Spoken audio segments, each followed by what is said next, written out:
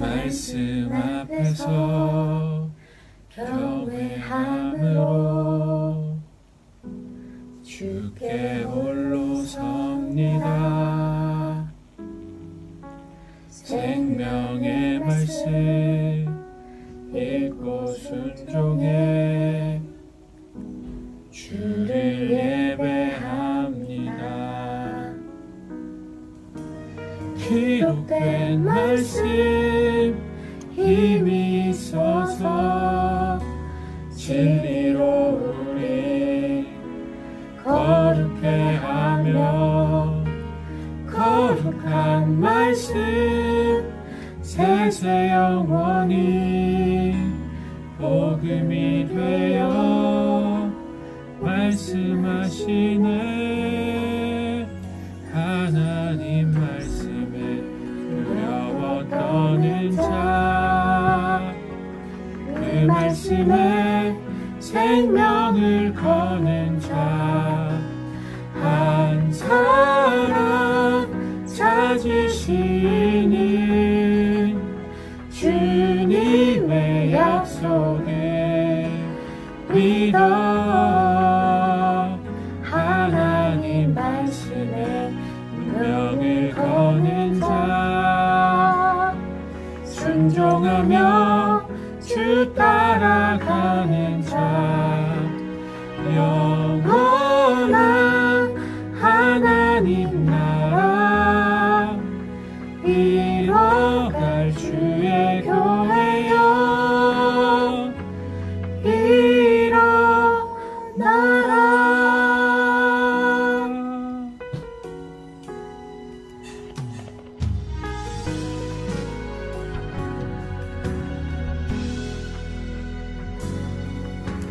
말씀 앞에서 경외함으로 주께 홀로 섭니다. 생명의 말씀 읽고 순종해 주를 예배합니다. 기록된 말씀 힘이 있어서 진리로 우리 거룩해 하며 거룩한 말씀 세세 영원히 복음이 되어 말씀하시네. 하나님 말씀에 두려워 떠는 자, 그 말씀에 생명을 거는 자, 한 사람 찾으시는 주님의 약속을 믿어. 하나님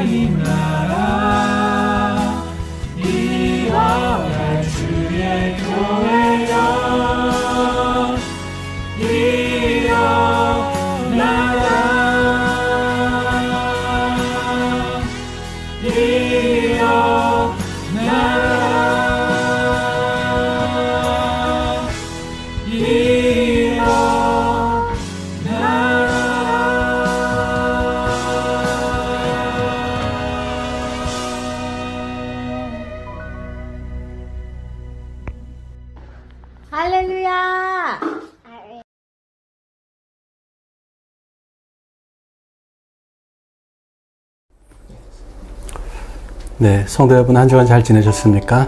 네, 오늘도 이 예배 가운데 주님의 은혜가 함께 하시기를 소망하면서 우리가 8월 셋째 주 예배를 주님으로 기하겠습니다.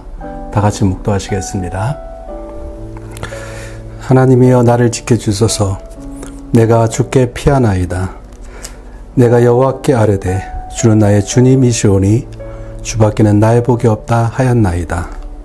땅에 있는 성도들은 존귀한 자들이니 나의 모든 즐거움이 그들에게 있도다. 다른 신에게 예물을 드리는 자는 괴로움이 더할 것이라.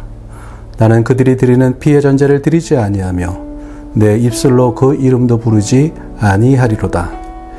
여호와는 나의 산업과 나의 잔의 소득이시니 나의 분깃을 지키시나이다. 내게 줄로 재어준 구역은 아름다운 곳에 있으며 나의 기업이 실로 아름답도다. 아멘. 이 시간 함께 기도하시겠습니다. 하나님 아버지, 우리가 이 시간에 주 앞에 나아갑니다.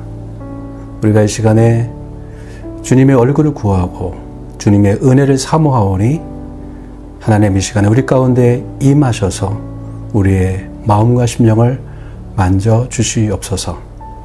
하나님께서는 신령과 진정으로 예배하는 자들을 찾으신다고 말씀하셨습니다.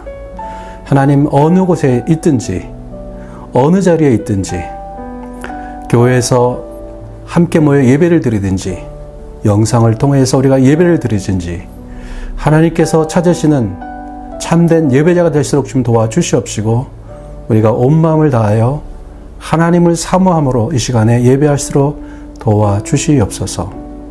하나님, 우리 비식객 한인교회 성도를 지키다 축복하여 주시옵소서. 하나님, 경제적으로 어려운 성도들이 있습니다.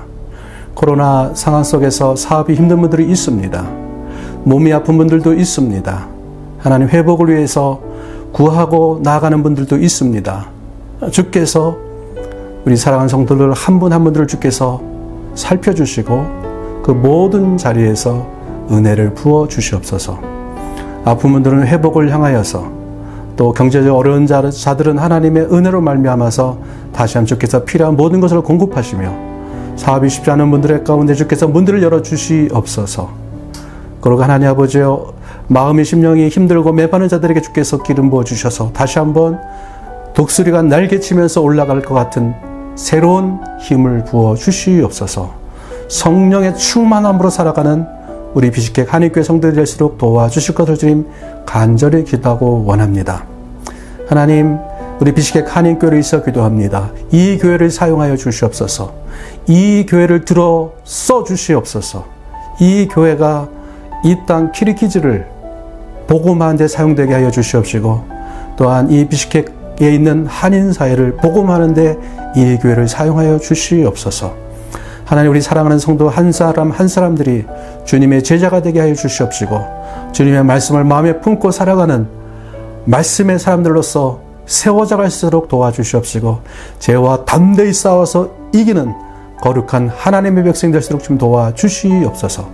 하나님, 지금 고국과 또한 이 키르기즈 땅 가운데 또 전 세계 가운데 코로나로 인해서 많은 어려움들이 있습니다. 하루빨리 이 코로나 시대가 물러가게 하여 주시옵시고 하나님, 모든 삶이 정상으로 돌아갈수록 주님 도와주실 걸 주님 간절히 기도하고 원합니다. 우리 비식객 한인교회 성도들 이곳에서 또한 한국에서 여기저기 흩어져 있는데 하나님 지켜주시옵시고 마음과 심령과 신앙을 지킬 수 있도록 주님 도와주시고 인도하여 주시옵소서. 하나님, 예배의 시작부터 마지막까지 주의 성령께서 임재하시고 함께해 주실 줄 믿으며 예수 그리스도의 이름으로 기도드려 싸움나이다. 아멘. 우리 하나님 말씀 보겠습니다. 하나님 말씀은 요한복음 13장 3절부터 10절 말씀까지 보겠습니다.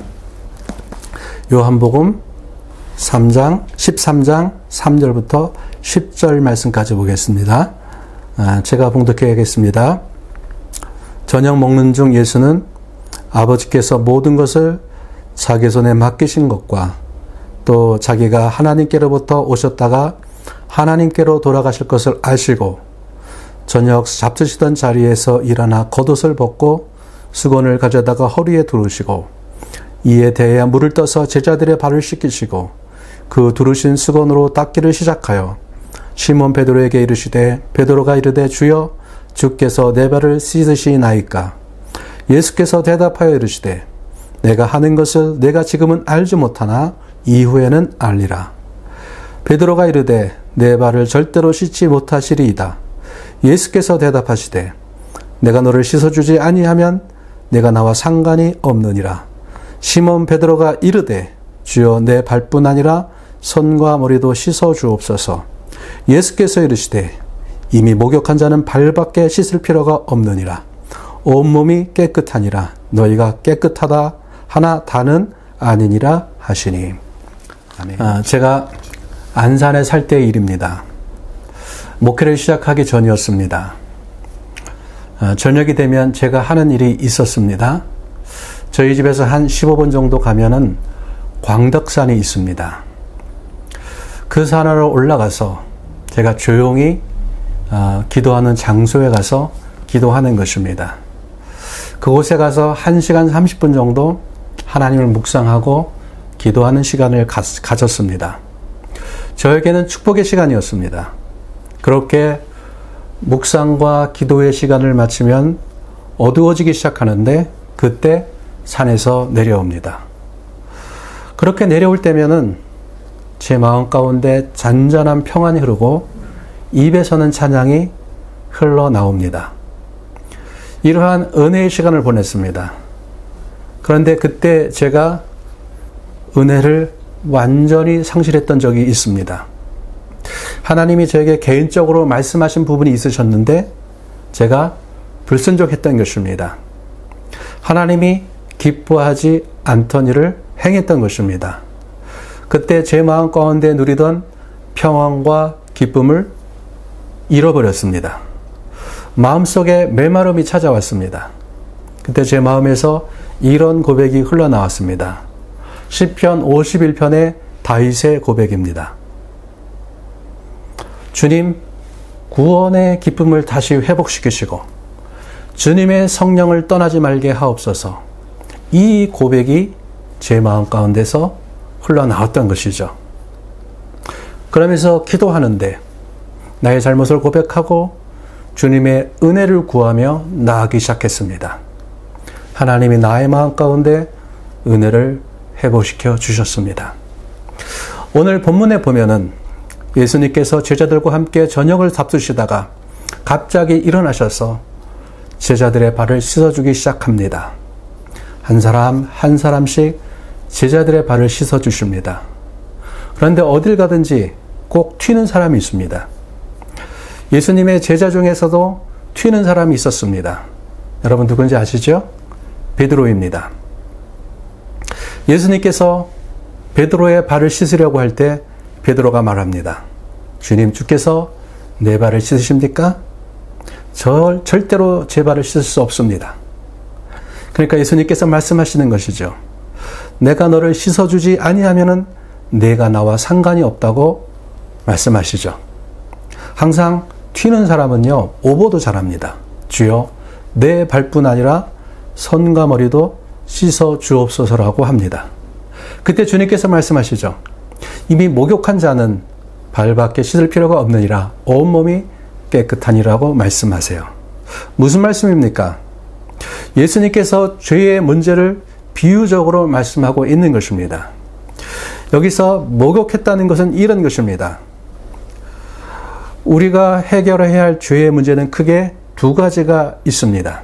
하나는 근본적인 죄의 문제입니다. 원죄의 문제인 것이죠. 우리의 근본적인 죄는 예수님께서 십자가에서 해결하셨습니다. 예수님께서 십자가에서 우리의 모든 죄를 짊어지시고 죽으셨어요. 이것을 믿는 자들은 의롭게 되는 것입니다. 이것을 목욕했다고 하는 것입니다. 우리의 근본적인 죄의 문제를 해결하는 것은 이 방법밖에는 없는 것입니다. 그러나 우리가 믿음으로 죄 사함을 받지만은 그 즉시로 우리의 삶 전체가 거룩하게 변하는 것은 아닙니다. 예수님을 믿은 후에도 우리는 여전히 죄를 짓습니다. 이 죄로 인해서 우리의 구원이 상실되는 것은 아닙니다. 그러나 우리가 죄를 품고 신앙생활하면은 우리는 하나님의 풍성한 은혜를 경험할 수가 없습니다. 우리가 죄를 지으면서 기도해요. 그 기도가 힘이 없어요. 죄 가운데 있으면서 예배해요. 그 예배는 힘이 없게 되는 거예요. 우리의 신앙생활이 힘이 없게 되는 것입니다. 하나님의 구원받는 자에게 주시는 그 구원의 기쁨이 있습니다. 그런데 그 기쁨을 상실하게 되는 거예요. 이사야서 59장 1절에서 2절은 이렇게 말씀합니다. 여호와의 손이 짧아서 구원하지 못하심도 아니요 귀가 둔하여 듣지 못함도 아니라 오직 너희 죄악이 너희와 너희 하나님 사이를 갈라놓았고 너희 죄가 그의 얼굴을 가려서 너희에게서 듣지 않으시게 함이니라. 너희의 죄가 너희와 나와의 사이를 갈라놓았다고 말씀하세요. 그 죄가 우리의 기도를 듣지 못하게 하셨다고 말씀합니다. 우리와 하나님과의 관계를 죄가 죽은 관계로 만드는 것입니다. 요한복음 10장 10절에서 예수님은 자신이 오신 목적에 대해서 이렇게 말씀하고 있으세요. 내가 온 것은 양으로 생명을 얻고 더 풍성히 얻게 함이라고 말씀합니다. 양으로 생명을 얻는다. 내가 온 것은 양으로 생명을 얻는다. 예수님께서 우리의 죄를 십자가에서 감당하시고 구원을 이루셨습니다. 모독했다는 것을 의미합니다. 이것을 말하는 것이죠.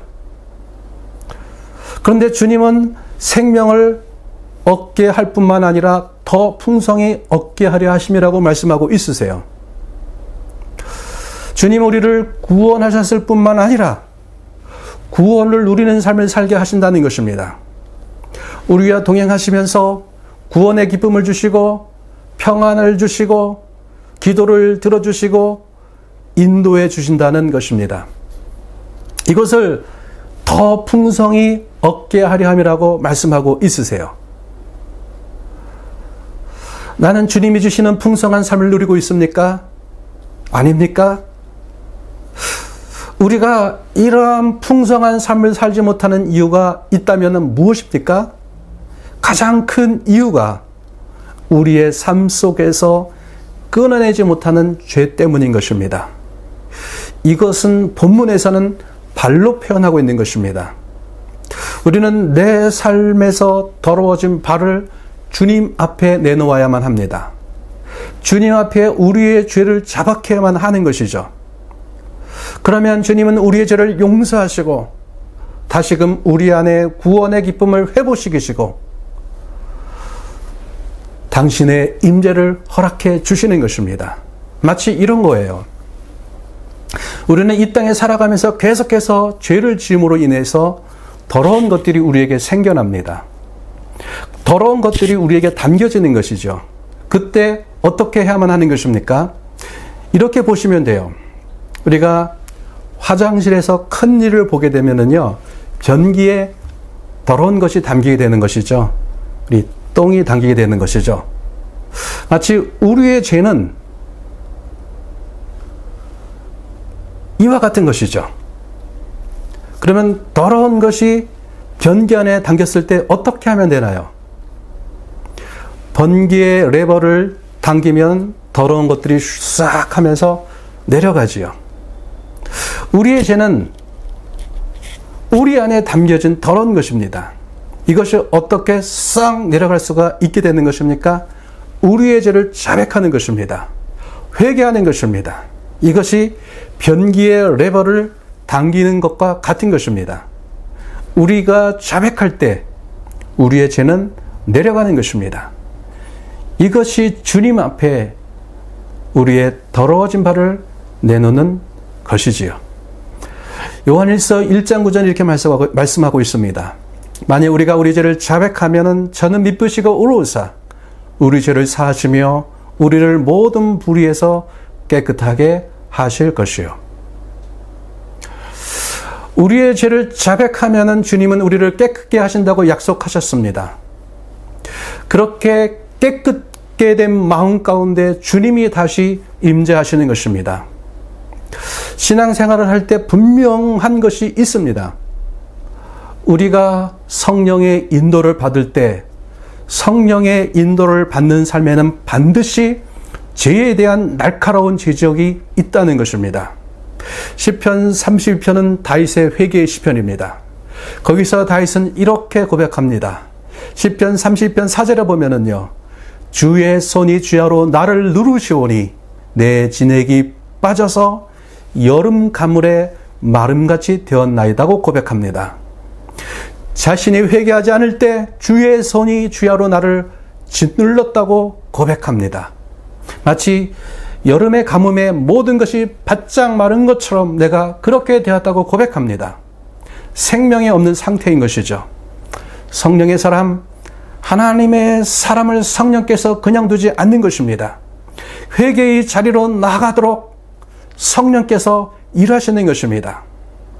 만일 나의 삶 가운데 죄에 대한 지적이 없거나 둔감하다, 그러면 내가 정말로 하나님과 동행하는 삶을 살고 있는가 의심해 봐야만 하는 것입니다.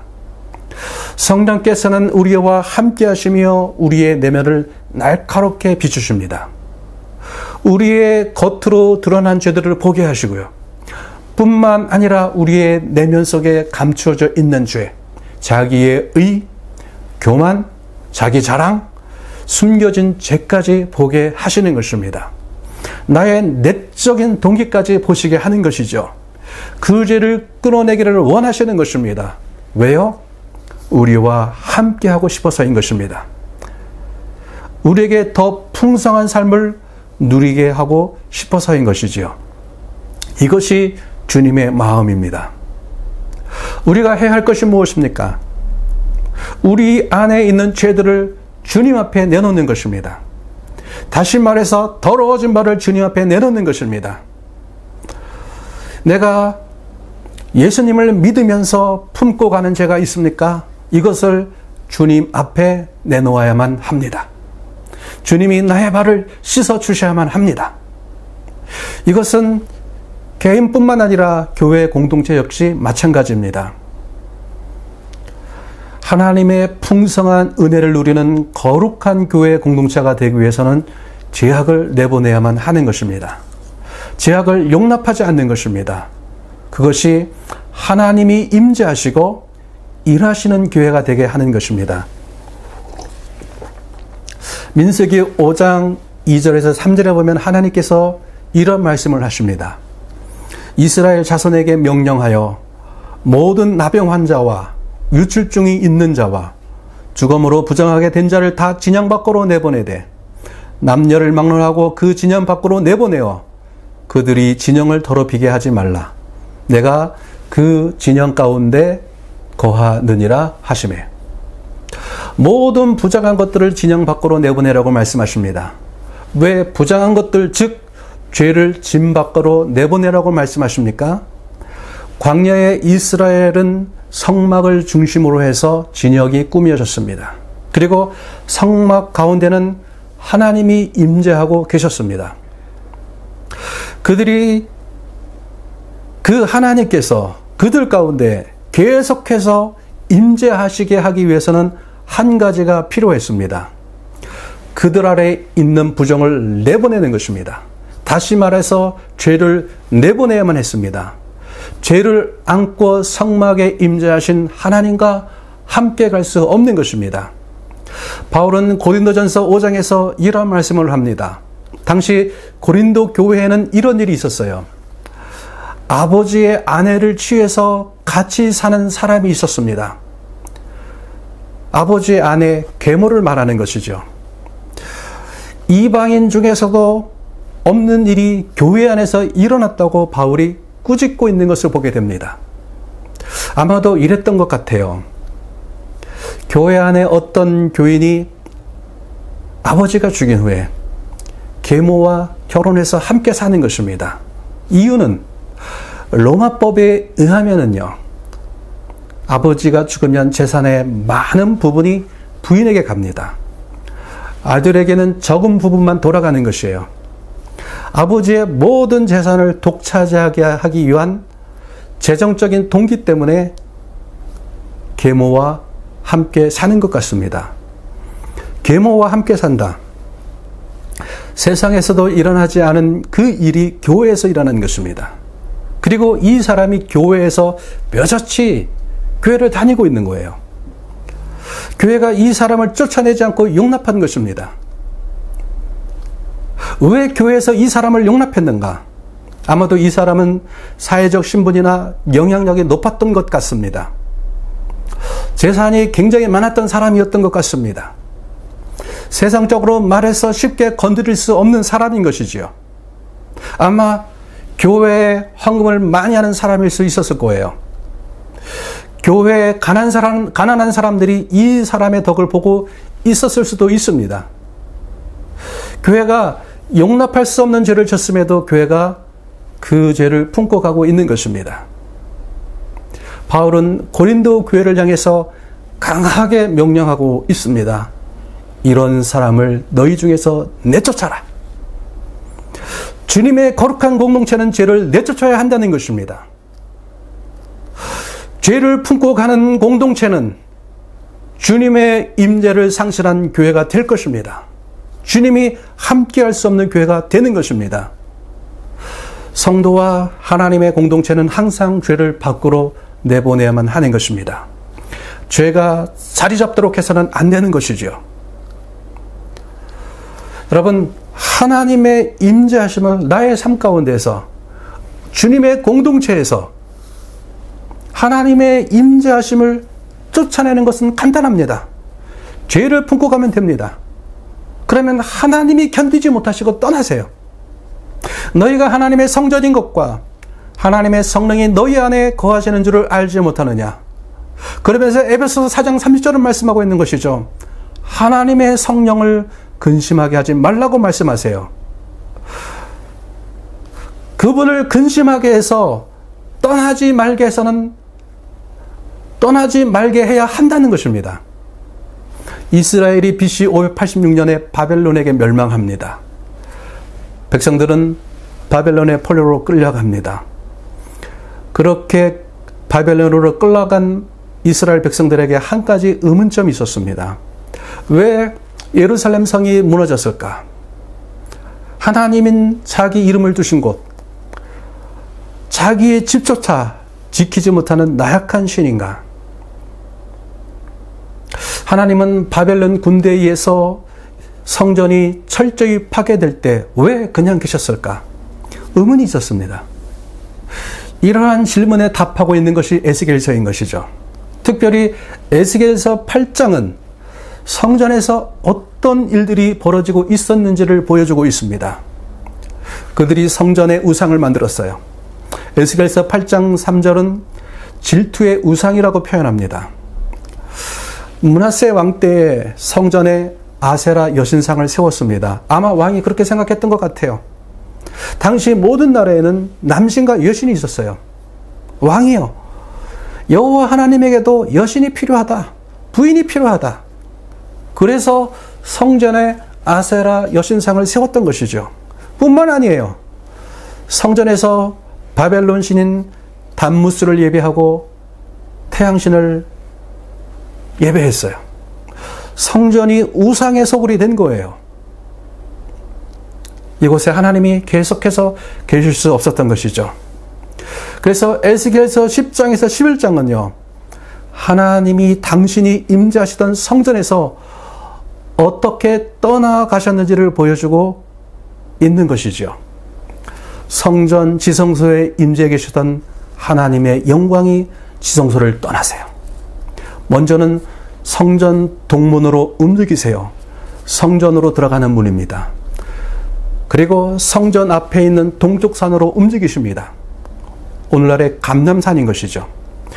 에스겔 11장 23절에 보면은요, 여호와의 영광이 성읍 가운데서부터 올라가 성읍 동쪽 산에 머물렀다고 말씀하고 있으세요. 이렇게 하나님의 영광의 임재가 성전으로부터 떠나가십니다. 바로 에스겔서는 성전 지성소에 임재하시던 여호와의 영광이 어떻게 성전에서 떠나가셨는지를 시각적으로 보여주고 있습니다. 말씀하시는 것이 무엇입니까? 성전에 임재하시던 하나님께서 결국 그들의 죄로 인해서 더 이상 계시지 못하고 떠나가셨다는 것입니다. 바벨론의 포로로 끌려간 백성들에게 말하는 것입니다. 하나님이 약해서 성전이 무너진 것이 아니다. 성전이 무너질 때 하나님은 거기 계시지 않으셨다. 너희 죄로 인해서 하나님이 그곳에 함께 하실 수 없었다. 그래서 성전은 무너졌다는 것입니다. 너희가 망했다는 것입니다. 우리가 하나님을 믿을 때 가장 큰 복이 무엇일까요? 우리가 예수님을 믿을 때 누리는 가장 큰 축복이 무엇일까요? 민수기 6장 24절에서 26절은 저희가 잘 아는 제사장의 축복문이 나오고 있습니다. 저희가 예배를 마칠 때 축도를 하죠. 목사님께서. 오늘날 목사님들이 하시는 축도의 원형은 고린도후서 13장 13절의 말씀입니다. 주 예수 그리스도의 은혜와 하나님의 사랑과 성령의 교통하심이 너희 무리와 함께 있을지어다. 그런데요, 구약의 제사장들도 예배를 마칠 때 축도를 했습니다. 제사장들이 하는 축도의 말씀이 민수기 6장 24절에서 26절의 말씀입니다. 그 축복문은 이렇게 시작하고 있습니다. 민수기 6장 24절에 보면은요, 여호와는 내게 복을 주시고 너를 지키시기를 원하며, 여호와께서 내게 복을 주시기를 원한다. 그러면은 하나님이 주시는 복의 핵심이 무엇인가? 25절과 26절의 말씀입니다. 여호와는 그의 얼굴을 내게 비추사 은혜 베푸시기를 원하며, 여호와는 그 얼굴을 내게로 향하여 드사 평강 주시기를 원하노라. 하나님께서 주시는 복의 핵심은 여호와의 얼굴을 내게로 비추는 것입니다. 여호와의 얼굴을 내게로 비춘다는 것은 무엇입니까? 그분과의 바른 관계를 통해서 하나님을 누리는 삶입니다. 그러면 은혜와 평강이 나의 삶 가운데 있게 됩니다. 제가 이전에 어떤 영성 세미나에 참석한 적이 있었습니다. 모임이 시작할 때 그곳에 참석한 한 사람씩 나와서 자신이 왜 이 모임에 오게 됐는지 소감을 말하는 시간을 갖게 됐습니다. 어떤 분은 은혜를 받기 위해서 왔다고 합니다. 어떤 분은 다른 사람이 가보라고 해서 왔다고 합니다. 이렇게 저렇게 한 분 한 분 소감을 말하기 시작했는데 제게 아주 기억에 남는 말을 한 분이 있었습니다. 어느 학생 선교단체 간사님이셨어요. 자신은 요즘 하나님이 옆집 아저씨처럼 느껴진대요. 그래서 내 영혼의 아버지신 하나님과의 친밀감을 회복하고 싶어서 이 세미나에 오게 됐다고 얘기를 합니다. 여러분, 하나님은 우리 영혼의 아버지입니다. 내 영혼의 아버지인 하나님께 아버지 한번 불러보세요. 한번 불러보시겠어요? 아버지, 아버지. 내 영혼의 아버지가 나의 아버지처럼 느껴지시나요? 아니면 옆집 아저씨처럼 느껴지시나요?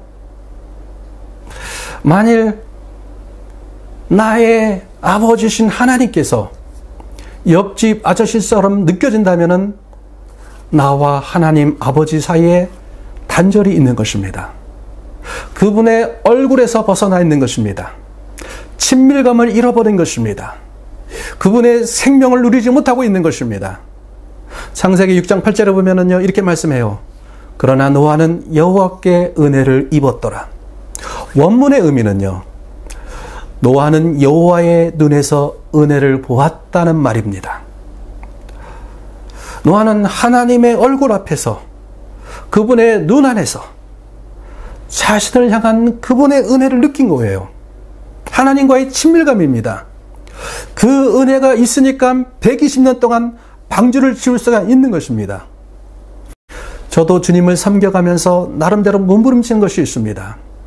나는 주님과 함께 가고 있는가? 나는 주님의 눈앞에 있는가? 나는 주님과의 친밀감이 있는가? 나는 주님의 생명을 누리고 있는가? 여러분, 하나님이 우리에게 주시는 가장 큰 복은 바로 하나님 자신입니다. 그분을 누리니까 우리에게 은혜가 넘치게 되고요. 그분을 누리니까 우리 삶 가운데 샬롬이 있는 것입니다.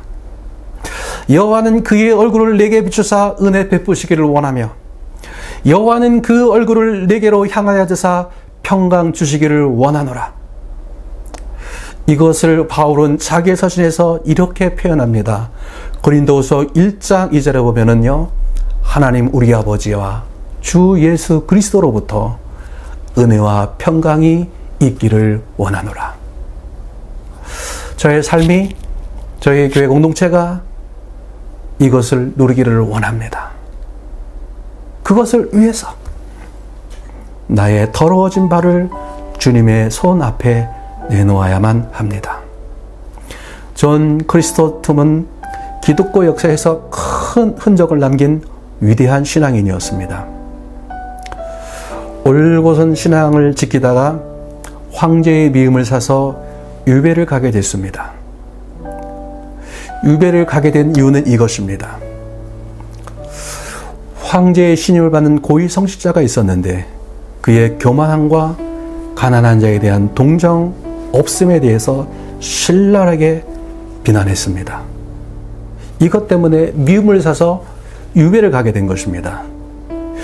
유배 기간 동안에 그가 아내에게 쓴 편지에 이런 구절이 있습니다. 올림피아, 두려워할 것은 단 한 가지밖에 없다오. 그 한 가지는 바로 죄요. 우리가 정말로 두려워해야 할 것은 죄입니다. 주님의 임재를, 주님의 생명을 누리지 못하게 하는 죄를 두려워해야만 합니다. 만일 내 안에 자리 잡고 있는 더러운 죄가 있다면 그것을 주님의 손 앞에 내어놓아야만 합니다. 주님의 사유하심이 나의 발을, 나의 죄를 씻어내실 것입니다. 그때 우리는 우리의 마음 깊은 곳에서 다시 회복되고 있는 구원의 기쁨을, 주님의 임재를 누리게 될 줄 믿습니다. 여러분에게 그 구원의 기쁨과 성령이 함께 하심으로 말미암은 하나님의 샬롬이 하나님의 백성인, 하나님의 자녀인 우리 안에서 충만하게 누리기를 주님의 이름으로 축복합니다. 오늘 말씀을 기억하면서 우리가 하나님 앞에 나아갔으면 좋겠습니다. 나는 지금 주님의 생명을 누리고 있는가? 주께서 말씀하셨죠. 내가 온 것은 양으로 생명을 얻고 더 풍성히 얻게 하렴이라고 말씀하셨습니다. 또한 이사야서는 말씀하고 있죠. 여호와의 손이 짧아서 여호와의 귀가 둔해서 듣지 못하는 것이 아니라고 말씀했습니다. 너와 나의 사이를 너희 죄가 가렸다고 말씀하고 있는 것입니다. 여러분, 주님은 우리가 주님의 생명을 풍성히 누리기를 원하시는 것이죠. 주님은 우리를 구원하실 뿐만 아니라 그 구원을 누리는 삶을, 여호와의 샬롬과 구원의 감격을 가지고 사는 삶을 누리기를 원하시는 것이죠. 주님은 그것을 위해 오셨다고 말씀하셨습니다. 근데 주님의 생명 누리는 것을 방해하는, 하나님과 나의 관계를 단절시키는 것이 있죠. 너희의 죄니라. 여러분, 우리가 이 죄를 품고 주님의 생명을 누리며 살아갈 수 없습니다. 그래서 우리 자신이든지 주님의 거룩한 공동체든지 그 죄를 밖으로 내보내야만 하는 것입니다. 그 죄를 품고 살아가는 나의 삶 가운데 내 영혼 깊은 곳에 주님이 임재할 수 없습니다. 주님의 공동체가 죄를 품고 가고 있는 하는 주님이 그 교회 가운데서 일하실 수 없습니다. 이것을 내쫓아야만 하는 것입니다. 이것을 쫓아내야만 하는 것입니다. 쫓아낼 때 내 영혼 깊은 곳에 다시 한번 구원의 기쁨이 회복되고 주님의 공동체 가운데 하나님의 일하심이 시작할 것입니다. 나는 이 죄에 대해서 어떻게 대하고 있는가? 하나님을 경외함으로 죄를 미워하는가? 아니면은 예수를 믿으면서도 이 죄를 품고 이 죄의 달콤함에 빠져서 살아가고 있는가? 다시 한번 우리를 돌아보았으면 좋겠습니다. 지금 나의 삶들 가운데 처리되지 않은 죄가 있습니까? 다시 한번 이 시간에 그것을 주 앞에 가지고 나서 내 더러워진 발을 주님 앞에 내어놓았으면 좋겠습니다. 사유하시는 주님의 은혜가, 회복하시는 주님의 은혜가 그 죄를 씻으시고 우리를 새롭게 하여 주실 줄 믿습니다. 함께 다 같이 기도하며 나가겠습니다. 기도하시겠습니다. 하나님 아버지, 이 시간에 주님 앞에 기도하며 나아갑니다.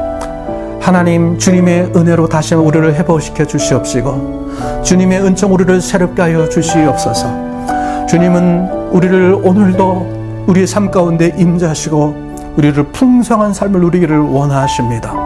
그래서 우리가 우리의 죄를 자백하면은 주님은 밉보시고 의로우셔서 우리를 그 모든 죄에서 깨끗하게 하여 주실 줄 믿습니다.